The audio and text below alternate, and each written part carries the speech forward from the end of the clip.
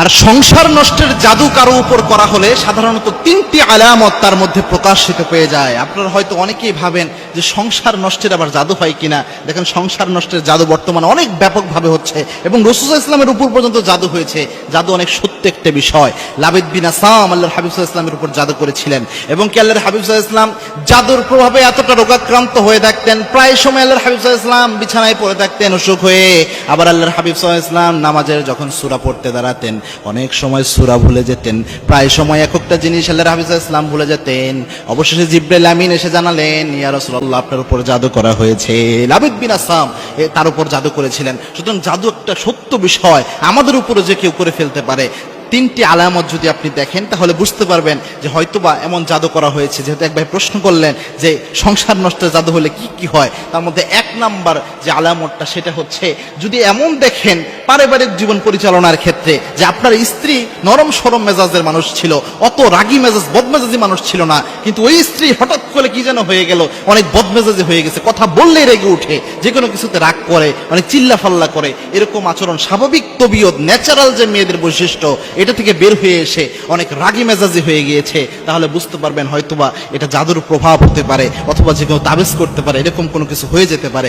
দুই নাম্বার, যদি কোনো স্ত্রীর মধ্যে এটা লক্ষ্য করেন যে ওই স্ত্রী আমলে নামাজে বা যে কোনো আমলে কোনো আগ্রহ পাচ্ছে না অথবা স্বাদ পাচ্ছে না কোনো কিছুতে, এরকম যদি হয় যে নামাজ পড়তেছে, নামাজ পড়ার ক্ষেত্রে উদাসীনতা তার মধ্যে কাজ করে, অনেক সময় নামাজ কাজা করে ফেলতেছে, অনেক সময় নামাজ যে পড়ে সে বলতেছে নামাজে কোনো স্বাদ নাই, অথবা কোনো মা বোনও যদি আপনি অনুভব করেন এই জিনিসগুলো আপনার মধ্যে রয়েছে, তাহলে বুঝতে পারবেন যে হতে পারে এটা একটা জাদুর প্রভাব। কারণ আলেমরা প্রেসক্রাইব করেন এটা জাদু হলে এই আলামতগুলো প্রকাশ পায়। তিন নাম্বার হচ্ছে যে যদি শরীরের মধ্যে অযথা কোনো ব্যথা দেখা দেয়, অর্থাৎ কোনো রোগ ব্যাধি নাই, আপনি চিকিৎসা করাচ্ছেন কোনো রোগ ব্যাধি বের হয় না, কিন্তু মাথা ব্যথা শরীর ব্যথা প্রায় সময় এটা দেখা দিচ্ছে, কিন্তু আপনি খুঁজে পাচ্ছেন না যে এরকম কোনো কিছু দেখা দিচ্ছে, তাহলে বুঝতে পারবেন যে আপনার উপরে জাদু হতে পারে। এবং জাদু হলে অনেক মেয়েরা এমন হয় যে স্বামীকে সহ্যই করতে পারে না, স্বামীকে দেখলে মনে হয় যে জম দেখতেছে, এরকম ভাবে ট্রিট করে।